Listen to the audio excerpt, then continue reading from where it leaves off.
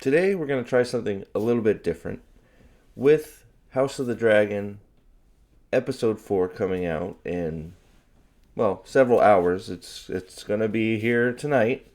We'll be watching it live with Salty Texas Sea on his channel again, maybe some others, I don't know, and then Nerporio Lifeforms channel we'll be doing a after show, giving our opinions of how episode 4 of House of the Dragon went. But I had this idea. Haven't done anything like this before, so we're going to give it a shot.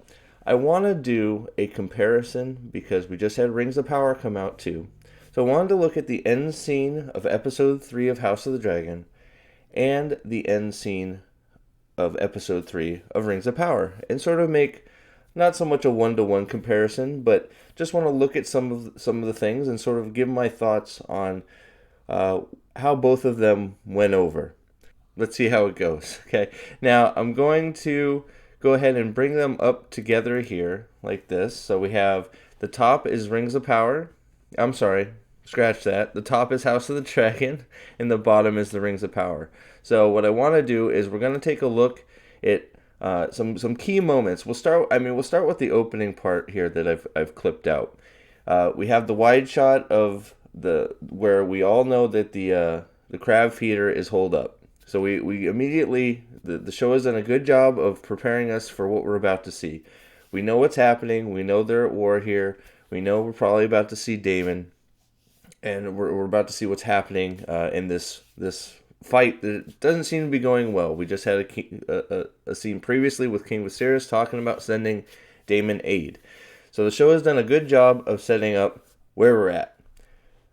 Rings of Power on the bottom here. We have the shot of an orc. And I'm not sure if I feel like there was something slightly before it, but this is where I ended up with this. But I remember thinking when I saw all the elves, which we'll see in a minute, how did we get here? I know how Arondir got here, but I'm not sure how the rest of them got here, right? So first, let's go ahead. I'm going to start by going to, let's find a good scene here. So this is all ship stuff. You see, you can get a wide shot. You get to see all the soldiers and just preparing for battle and just witnessing their ships getting rained on from those catapults. They're getting sunk. It's not going very well. So we continue, go a little bit forward. You can see them planning some strategy. You got the dragons in play. You got the Valyrians strategizing with I think it might be some of the gold cloaks. I can't see what the symbol is on the shield there, but having a strategy session, getting ready for what's to come, right? So we're in the know. We got the sea snake getting ready, preparing. Haven't seen Daemon yet, but we know where we're at. Okay, let's go down to Rings of Power here. So we got the orc, right? We're gonna go a little bit forward. There's Arondir with all his elf buddies. Now we have no idea how the elves got captured, other than they're here. Maybe I missed it. Maybe I fell asleep during Rings of Power. You guys tell me. And I'm not looking for some backstory from something that was off screen. I don't know how the elves got captured by these orcs. Why didn't they fight them? Why didn't they fight back? Maybe they did and they took heavy losses. What happened? Okay, so don't know why we're here, what we're doing, what's going on, other than they're digging holes. So you can see in the background that one of the elves, Arondir and the head elf, were making. You can see they were glancing at each other. Obviously, you have to be intuitive, which is fine with me. You can tell they've been talking and making plans to try and make their big escape, right? So this is when I'm going to risk it. We get our first big flippy kick. Here we go. I'm gonna pause it real quick. Here comes the weird jump off the back.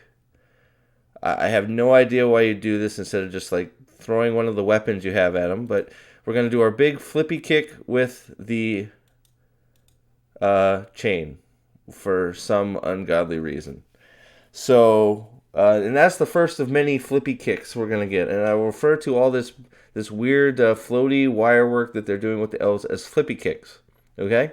So I know I can't play too much of it, so we're going to be pausing. I'm going to be clipping it out, hopefully. I'll try to play what I can here or there.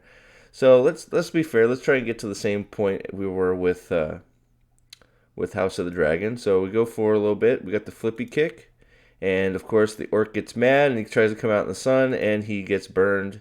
And they take care of him, or they beat him up a little bit. And then we get to everybody's fighting.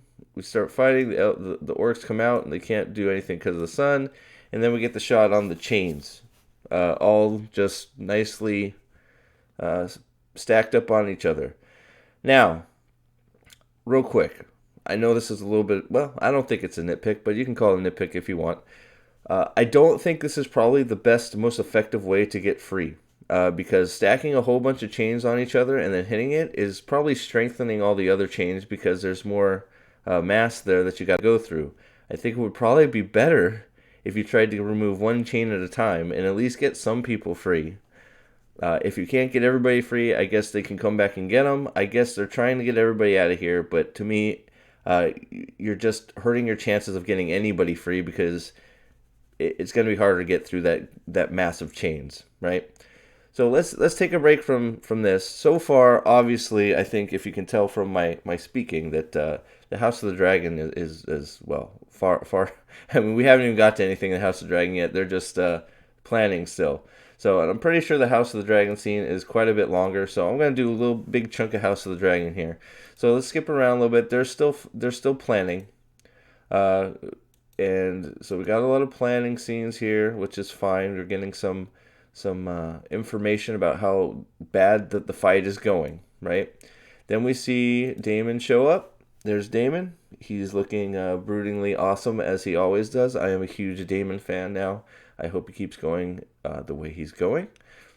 Let's get some more brooding Daemon. He gets the letter from the king, more setup and payoff, that the king is going to send aid because he's losing and he won't let his dear brother die. Well, obviously, knowing Daemon as we know him, this pisses him off and he can't be having any of that.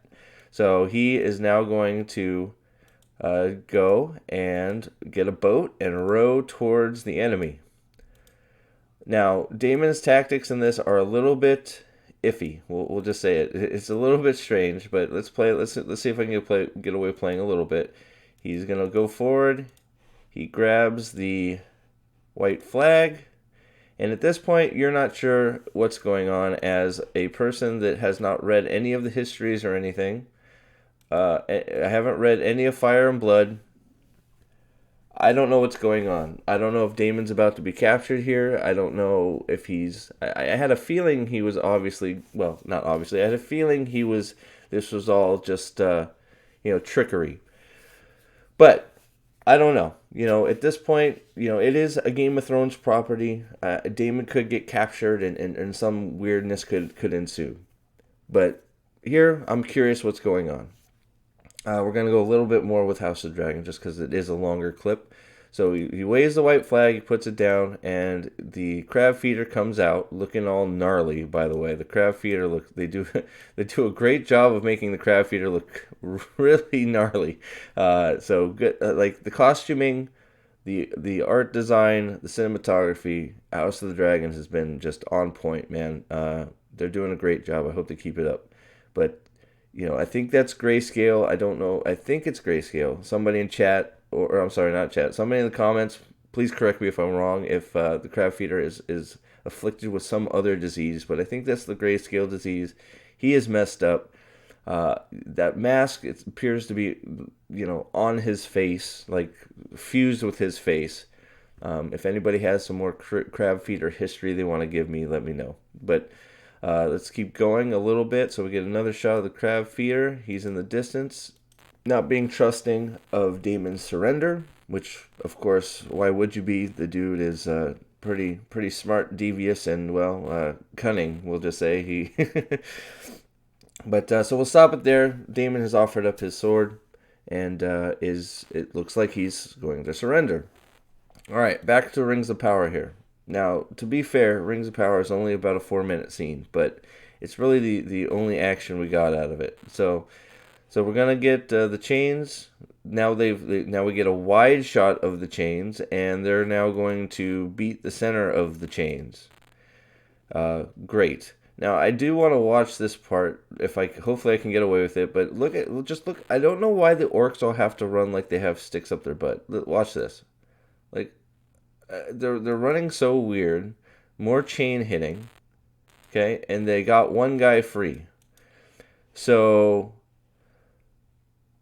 why I don't know. They grouped them all up and they still managed to get one guy free, which fine. They got one guy free. He does exactly what you expect him to do, run away. Which, well, actually, I don't know that I expect him to do that because they're.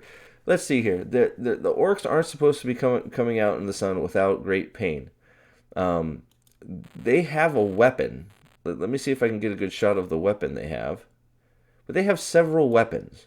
These are elves. I'm sure they're highly skilled. These are not just elves. These are elf soldiers, if I'm correct, or scouts or something. That's what they were doing before, scouting and planning, right?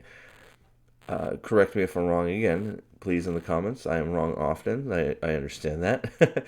But they have weapons. I know one of them, they have pickaxes. I don't know what, I think it was a big, almost a sword he was hitting against that thing. Let me see if I can find it here. Because I swear it was a sword. Oh, so that's, I mean, look at that. That's a pretty hefty, look at that thing. You see that thing in his hand there? That's a pretty formidable weapon against, if you're a skilled uh, soldier, that's a hell of a weapon to have. So the orcs have given all these skilled elves weapons, that metal weapons to cut down these trees for some reason. Maybe we'll know later. They get the one guy free. He tries to take off. What happens? I think he gets shot with an arrow. Let's see here. Oh, they throw a sword at him, and it sticks him in the back. So we got some more floaty CGI graphic stuff, which looks janky. I don't know. I don't know why we can't do CGI anymore. But let's just keep moving on. So he's dead. So now we get let's get the line. We're gonna line everybody up for a showdown fight pose here. There it is. Okay. So now everybody's getting lined up, and we're now going to play tug of war. So let's see who is better at tug of war, the elves or the orcs. Now there's about 50 orcs there to the what is that, 4 on the chain there that are getting ready to pull. Okay, whatever. So, and again, these orcs can't come out into the sun. So let's keep going. So now we get the oh my god, I forgot how bad this was. We get the massive tug of war to the 18th power. Epic tug of war is about to commence. And then, of course, we got to get the side with the orcs doing their tug of war. Because the orcs don't want to come out in the sun, and the elves want the orcs to come out in the sun. Okay, so more tug of war. More faces. Hey, there's another weapon. So that is not the weapon that was used to free the other guy, because the other elf, I don't know their names very well, I'm sorry, but look at this. Not only is it an axe, but there's a huge pick on the back of the axe, and that's with the elves. So there's another weapon, so that's at least 2. Let's keep going. Does he free him? So he's gonna, and now, oh, here we go, I gotta do it. So we're gonna get another flippy kick, or flippy jump, here we go. So he picks up the axe and does a little twirly, because we can't just pick up things, we have to twirl things. Now he's going to do what? Now we're going to do I'm going to tightrope walk on these chains thing. And then jump up and do another twirly twirl. And then we're going to hit the top of the wood, because we all know cloth is the bane of all orcs' existence. So he breaks this giant tree log in 2 with the flippy kick, and it falls on the orcs, and they're and I guess it's the sunlight that is keeping them from going and eating them all. You tell me. So there's the sunlight. They're burning in the sunlight. And they're going to go back and try and break their chains again, which, fine. I don't know why they're trying to pull the chains apart with their hands. Maybe they're desperate. But most of these orcs are covered in lots of robes. Now they have more cloth to put over them so the sun doesn't hit them. So uh, if I were the elves, I would not be feeling too good about that move. But let's move on. Now we're getting the... Okay, we're going to stop at the shot of the warg. So instead of the orcs covering themselves up with some of the cloth that fell and going and killing all these elves that are trying to free themselves, they release the warg. Okay, fine, I can take that. The warg, at least the warg isn't affected by sunlight. You know what? Fine. I think the sunlight thing is a little bit ridiculous because there's so many ways that they can cover up. But number one for this scene is it makes no sense because the elves are equipped with weapons by the orcs. With no supervision. They're just under their tent, trusting that these elves, because they have chains on, are going to just do what they need them to do instead of escape. Like nobody's really even watching them. They could have just freed one or two at a time and they wouldn't have noticed. Like some strategy or something. They put them in a bad spot here to get out, and there's a million different ways that they can get out of this predicament without it being nonsense like this. So let's go back to Daemon. We're with Daemon and we're at the surrender to the crab feeder. He of course is lying and just goes for, waits for the guy to come up here, and he starts slaughtering people. And now I know this is part, myself included, where I feel like Daemon had a little bit of plot armor. He goes running through everything. He's got arrows raining down on him. And he doesn't get hit to the very end. Now, I was talking to Alex from White Cloaks, and I actually talked to Gray over at Wakazashi's Tea House about this a little bit, because they're both enjoying the show as well. And it's fun to talk about. I know Alex had said he had seen a Shad video from Shadiversity, just saying how hard it is to shoot a short bow like that accurately. Now, there weren't hundreds of them being shot at him. There were several, but... he does take cover behind the boat at first, which is good. And then he's just he's just running at full speed. Now, could it be hard to target him? Sure. But I think there was a simple solution that could have removed any of this plot armor discussion at all. Because while it might be hard, I still think there's some plot armor involved here. Simple thing, could have solved it. I wish I thought about it. He could have just ducked behind that boat. There could have been a dead person there with a shield. And he could have just picked up the shield and ran with it. And just have a few of the arrows hit the shield as he's running through. And gets to his next cover. All the plot armor discussion is gone. So I wish they had thought about that. I think it would have been a better way to handle it. Personally, if you disagree, let me know. But so we continue. He gets to more cover. He then takes damage from several... arrows, so he does get hit at the end when he stops. So at least he does get hit. I think he should have got hit more, but at least he does get hit. And then he is now behind the enemy lines, or at least in the enemy lines, wounded and basically getting ready for surrender, or getting ready to be killed. So you can see Daemon there. He is wounded. He's down, and we'll play a little bit of it. He grabs a sword. And let's see, and this is, I think, when you see all the crab feeders army coming out. Oh, I'm sorry, this is after. I apologize. Let's go back a little bit. So he's down. All the crab feeder guys come out. And there's the crab feeder army. They're coming out. And let's see if we can get to it without getting struck here. So they're all coming out of the caves, which it turns out seems to be what Daemon's plan was. Now, getting there was a little bit weird, but it is a good plan. You got to draw them out with something they really, really are looking for, right? So tactically, I get it. It was a little wonky getting there. So you see the crab feeder is looking around. The whole time the crab feeder is, what's the crab feeder doing? He's scanning the skies because he knows there's dragons. So he's waiting for a dragon to come. I think he has the feeling that something is going to happen. I don't even know that the crab feeder signaled his army to come in. They just saw Daemon and they came on out. Maybe he did signal. Regardless, that's a big piece to get off the board. So it's sort of like too good to pass up moment here, right? So he's down. And we get to some, oh, maybe they, so this is, everybody's coming after him. And he stands up.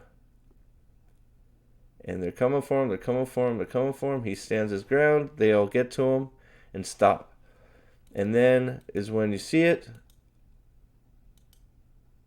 So there's that. They're surrounding him. And then you can see that he looks like he's in deep, deep doo-doo. Right? So then we proceed.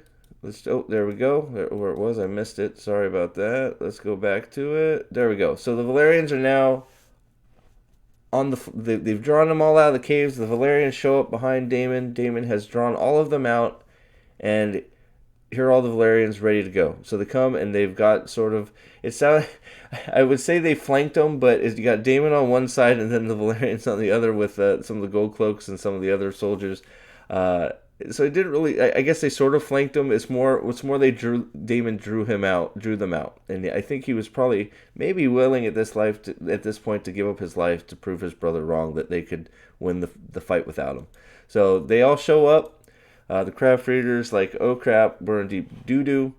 And then I think this is the scene where they start to charge. They're coming at him, and you get a nice top shot of the soldiers on each side. And this is when they start to go for Daemon. And you're like, uh-oh, what's going to happen? Daemon's going to take out all these guys. And then he looks back to the sky and boom, Dragonfire. So some great setup and payoff, some great drama there. And whether it was just no weird flippy kicks, just, good old-fashioned tactics being played out. A little bit weird tactics, but you know what? I'll take it. It was fine. At least they're thinking about it. Let's go back down to Warg Boy here. So we got the weird Warg. Oh, Jesus Christ. Sorry, the Warg looks terrible. So the Warg comes out looking terrible. Everybody, there's a spear. So now there's a spear there. So that is not what they threw. So they did not throw a spear at the escaping elf. So there was also a spear sitting out in perfectly good range for these elves to get to, because that is definitely not the weapon that was thrown at the escaping elf. So she gets the spear. That elf gets the spear and gets summarily eaten by the warg. Good, because that was dumb. But the fact that there was a spear there is even dumber.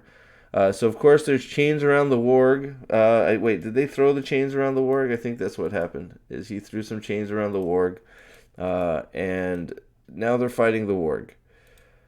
Of course, they get him chained up somehow magically. They have the magic chains of Uldar or whatever, and they throw him around his neck, where we got some more janky CGI warg, and they fight the warg. More chain play. We're using the chains to try and kill the warg. And now they got the. Oh, where is this the scene where? Okay, hold on. I have to go back to it because it aggravated the crap out of me that the warg jumped into the. Okay, so here's the warg. Let me see if I can play a little bit. So the warg is chained up. He gets mad at Arondir. Arondir lets him go. Oh, here we go. I almost missed it. So flippy kick number 2. Okay, so what? Like, do you see this? Like, okay, so he poses. Okay, so I'm supposed to believe this is happening in real time. So look, okay, so he's sitting there. Now he does this little, like, I'm getting ready to jumpy thing. He poses for a second, and now he does a flippy kick. Why the warg didn't just angle towards him? I mean, maybe the warg is just ultra dumb. Maybe he's just an ultra dumb warg, and he doesn't like eating elf flesh or something. But he, instead of angling towards him, it's like he's on rails and can only go one direction.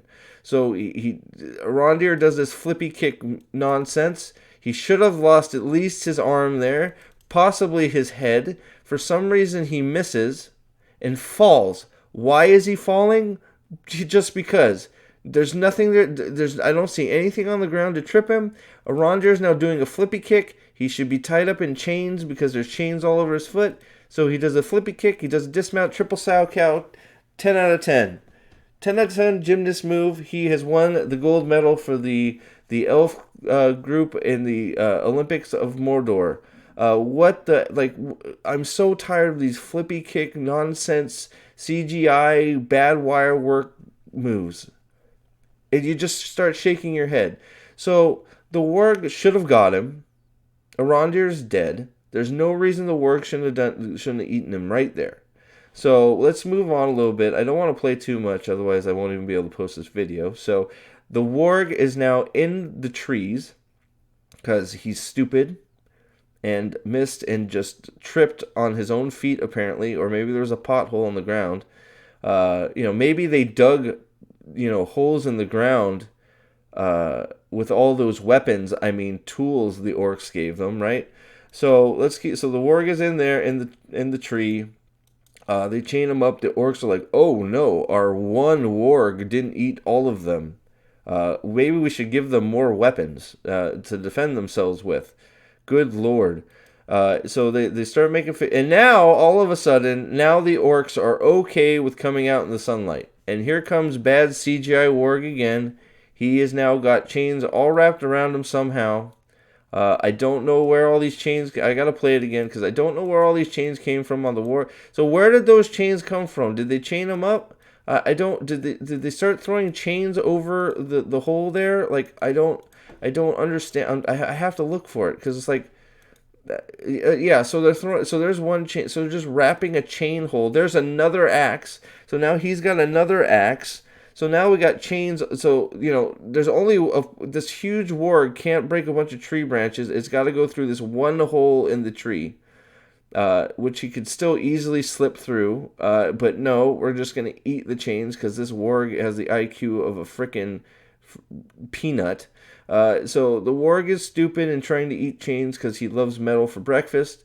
And he keeps going, and then the other guy, the other elf, I think frees himself.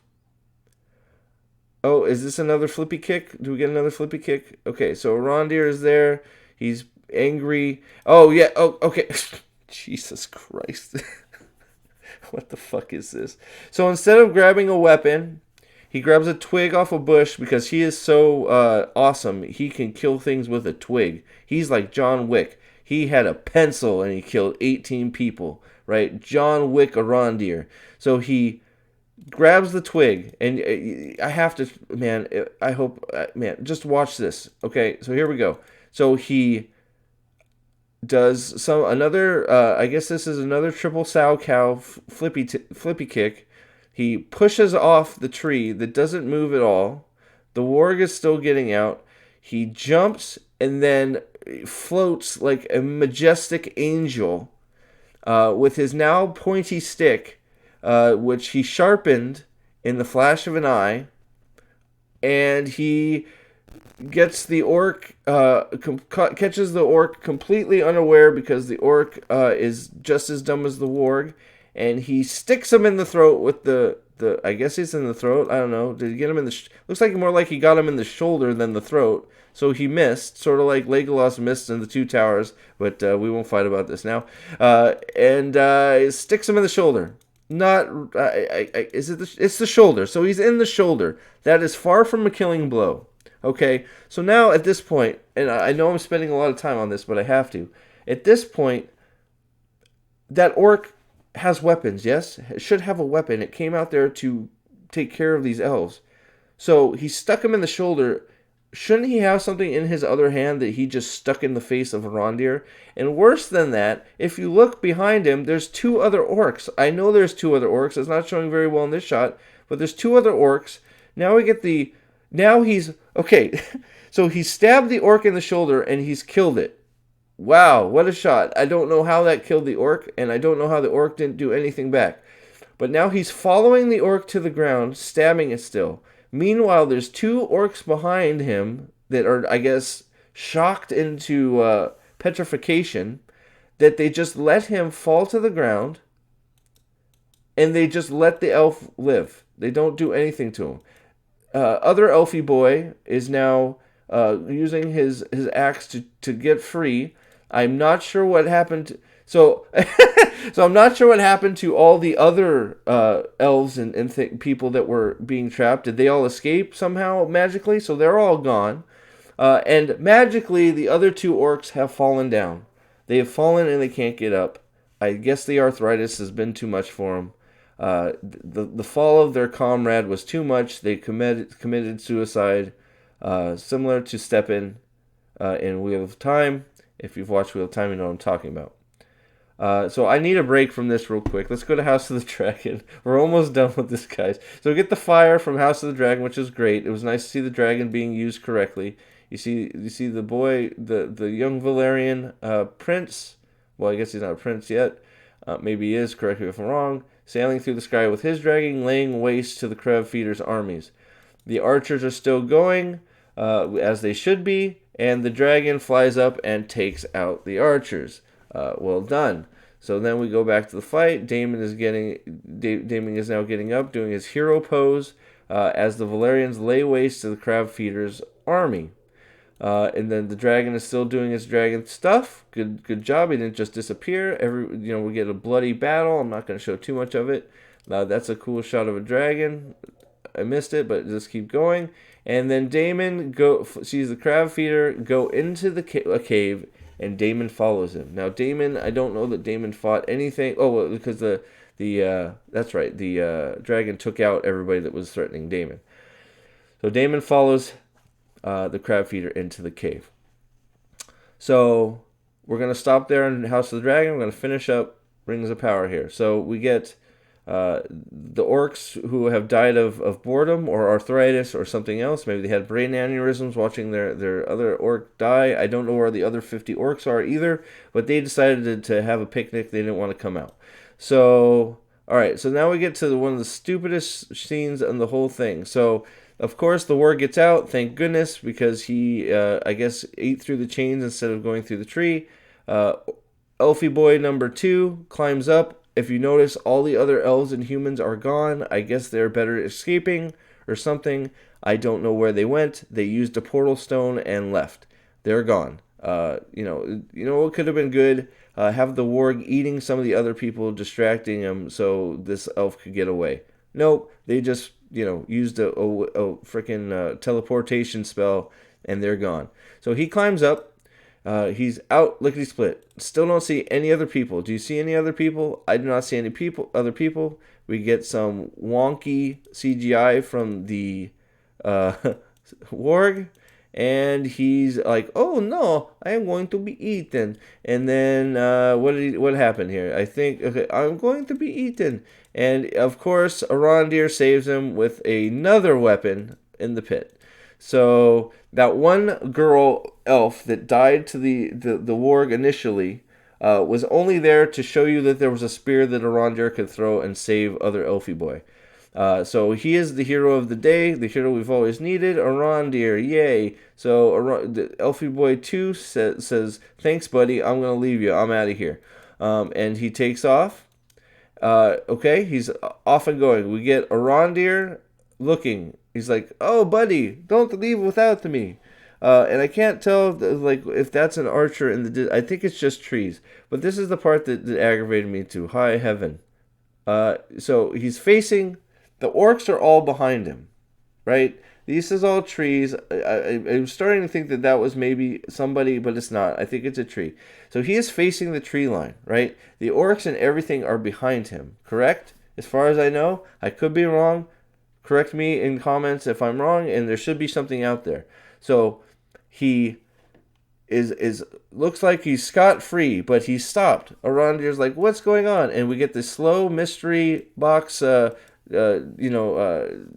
expectations being, destroyed. He's not going to escape. He's going to turn around and show you that he has an arrow square in his chest. So where did that arrow come from? That he made it that far. He got up the hill. He started running away towards the forest. Are we in this movie Wanted or the comic Wanted here? Did somebody curve the arrow to go into his chest? Like, these are important details, people. Like, this makes zero sense. If you're like, and it's all for the shock factor. Oh no, he took an arrow in the chest. He's not gonna make it. No, It's just stupid because people that are fans of fantasy and these types of fantasy, especially Tolkien people, the Wheel of Time people, attention to detail. We look for it quite a bit. We pay attention to everything. So the fact that you put an arrow in his chest coming from nowhere, as far as I could tell, unless these are orcs. If they're orcs, I apologize. If there's orcs in the distance, I apologize and I'm wrong. Maybe he took one of the chests from these orcs back there. I can't tell. It's still a great shot from an orc, but if that's what happened, fine, I'll give it to you. But it's still the shock factor thing that I don't like.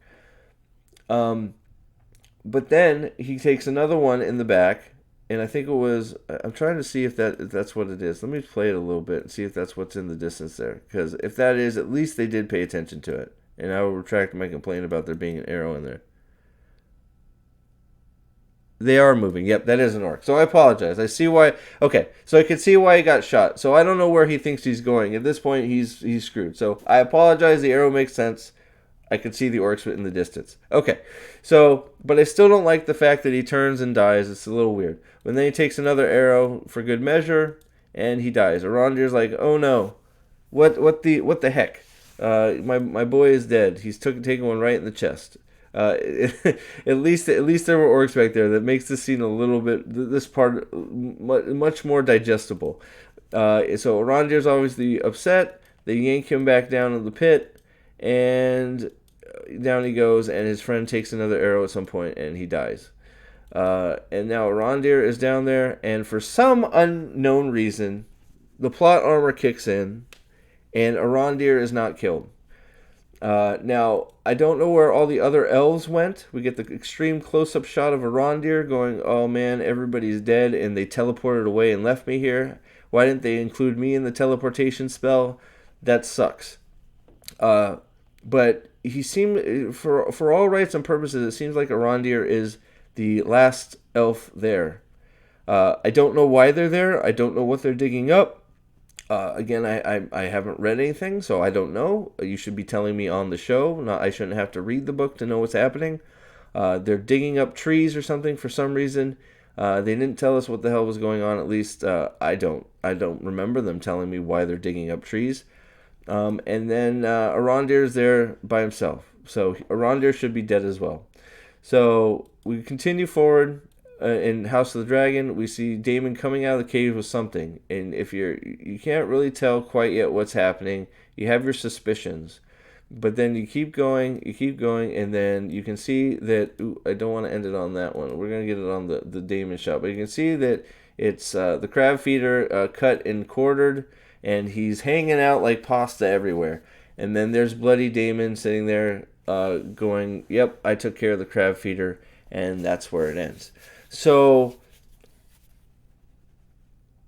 and I know there's been a little discussion whether we should have seen that fight or not. I think it's good not seeing the fight because obviously the crab feeder is just very sick and sickly, and it wouldn't have been much of a fight. And I think the way they did it highlights the fact that he was more of a tactician, and in other things, than he was a fighter because he was just too sickly to be a fighter. So watching him just go in and cut him in a quarter probably wouldn't have been that entertaining, but you get a little bit of shock value out of it this way. I think it's shock value done right rather than a little turn and I have an arrow in my chest thing of a character that I really don't know or care about. Like that's the other thing in the Rings of Power one. I don't know that guy from Adam, so I don't care that he died because I don't know him.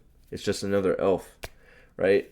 So there's no character building happening in Rings of Power. So I didn't care what happened to that guy. Now I will say I did make a mistake, and I admit it.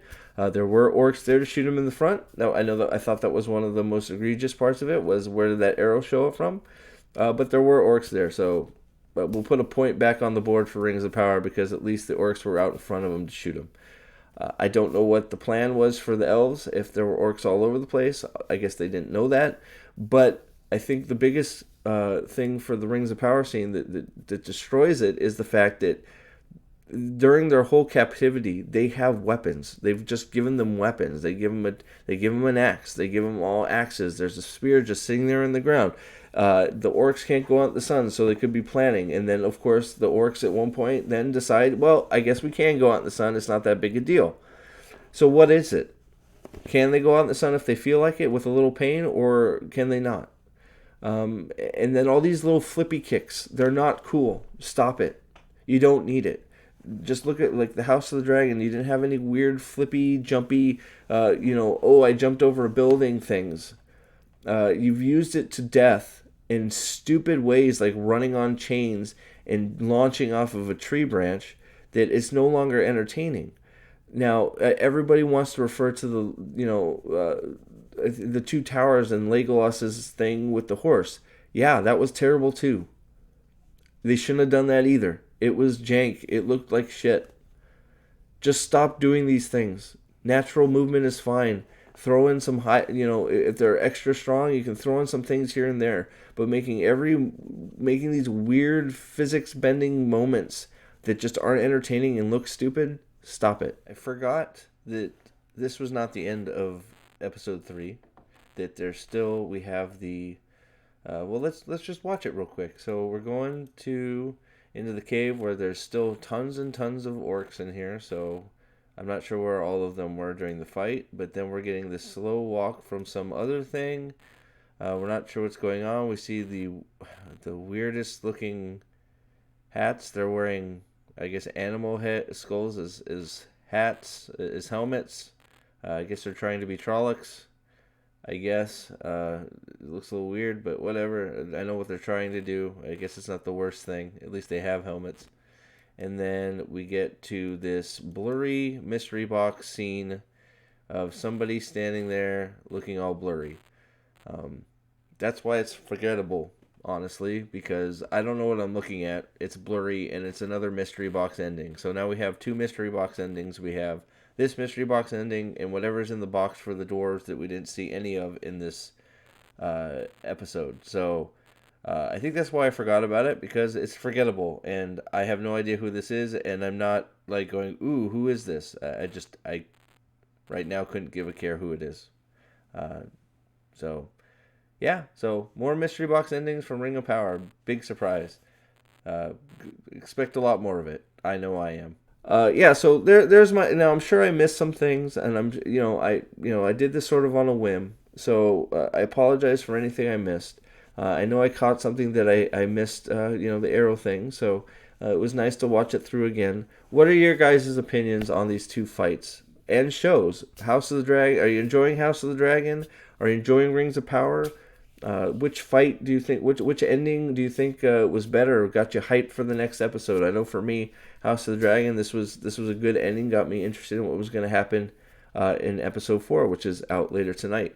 Rings of Power, this scene just didn't grab me. It was just all I could see was all the things that didn't make sense, the